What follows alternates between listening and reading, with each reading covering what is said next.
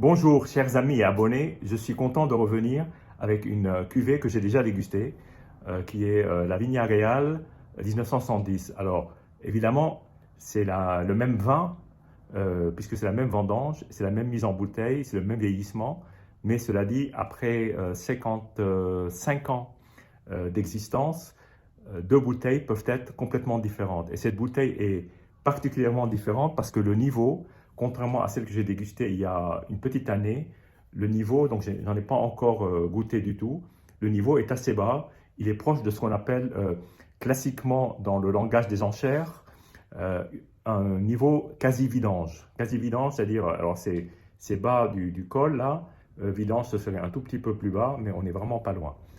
Bien, donc dans ce cas-là, on se demande comment le vin va sortir finalement de la bouteille et dans quel état.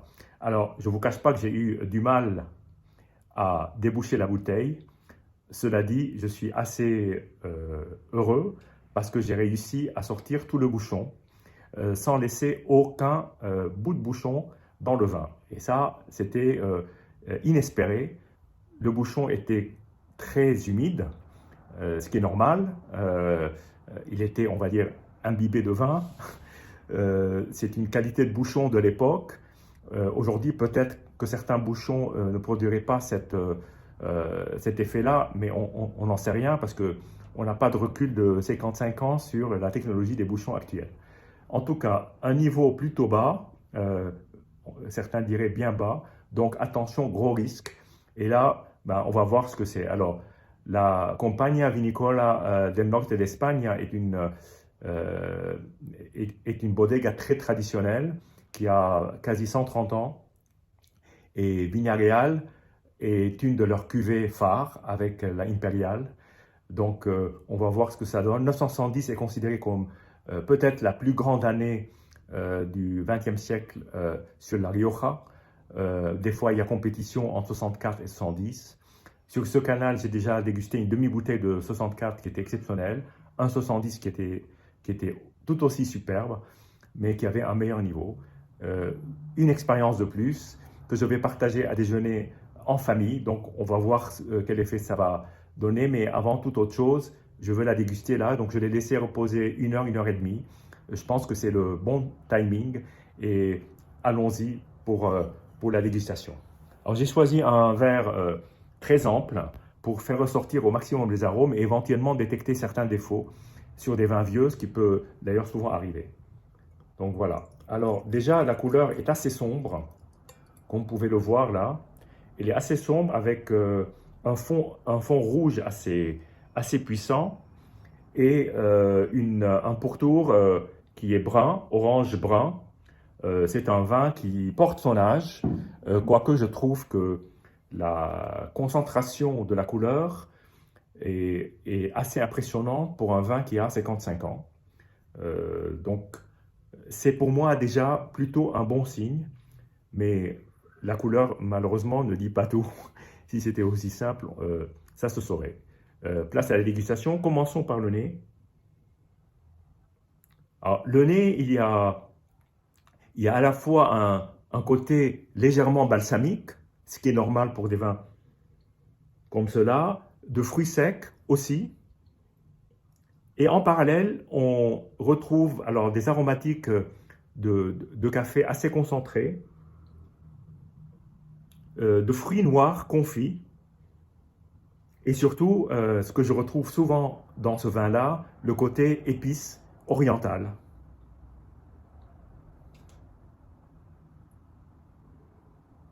Alors, je constate sur ces vins-là qu'avec les heures, l'aromatique du nez change énormément et certaines premières impressions disparaissent ou s'amenuisent. Mais là, je dois dire que le nez ne fait pas du tout vin passé, déjà. Ça fait vin âgé, mais pas vin passé. Pour moi, c'est une énorme différence. Mais le côté café, presque marc de café, pour moi en tout cas, c'est un arôme que j'aime bien dans les vins anciens. Aussi, pâte de fruits noirs, cerise, quetch, très mûr. un nez dont je pourrais parler pendant pas mal de temps. Bon, maintenant, place à la dégustation en bouche.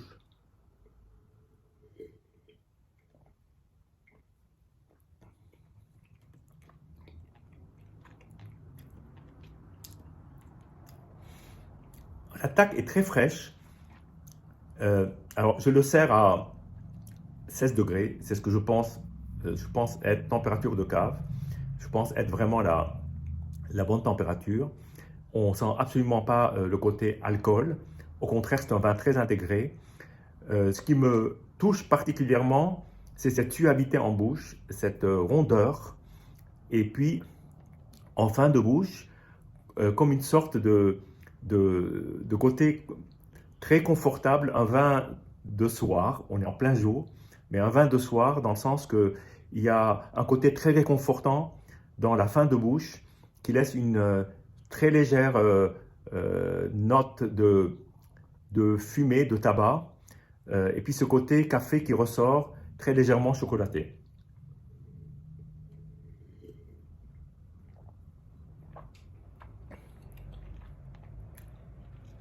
En milieu de bouche, il y a une telle concentration de petites notes de fruits, rouges et noirs. C'est très très bien intégré, c'est extrêmement suave. Il y a zéro agressivité. Et je trouve que ce vin a quelque chose de... un côté qui vous laisse rêveur, mais un côté, une certaine éternité.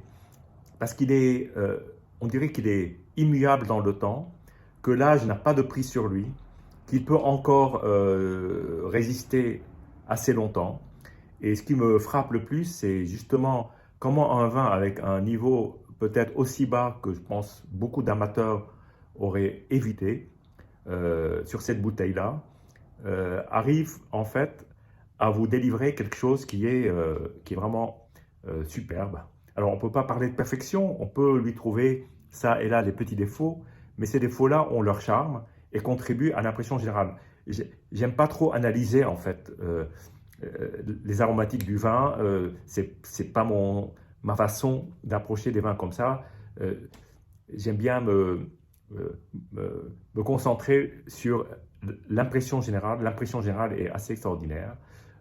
Moi, c'est un vin qui m'enchante, qui me donne une émotion particulière parce qu'il est là comme immuable devant l'éternité et donne une vraie envie de déguster des vins de cette maison qu'il faut attendre, je pense, parce que 55 ans, le voilà debout, immuable, précis, concret et qui délivre un grand plaisir. Une dernière gorgée.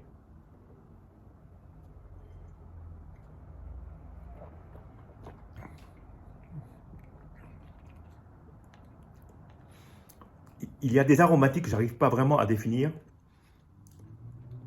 qui font penser à du humus, un côté même terre, automnal. C'est un vin très automnal. C'est pas forcément le vin le plus lumineux que j'ai goûté. C'est un vin automnal avec des petites touches de humus, de terre humide, pas vraiment champignons, un tout petit peu, quoique un tout petit peu, et puis toutes ces notes de fruits mûrs, très mûrs, condensés dans une robe qui est d'une grande suavité, qui caresse le palais, et puis cette fin qui est très longue, qui est très très longue, et qui reste cette persistance en bouche, c'est la signature des grands vins, et celui-ci en est un. Alors je vais conclure en disant une bouteille avec un niveau presque qu'on pourrait qualifier de vidange dans le milieu professionnel. Regardez, ça livre un vin qui est absolument exceptionnel. Il m'est arrivé de goûter des bouteilles de cet âge-là avec un niveau top et le vin était difficile à boire. Là, c'est un réel plaisir. Et pour moi, ça va être surtout aussi un plaisir de partager ce moment avec vous.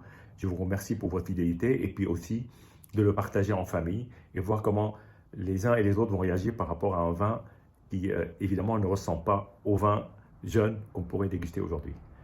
Sur ce, je vous dis merci encore, santé et à bientôt.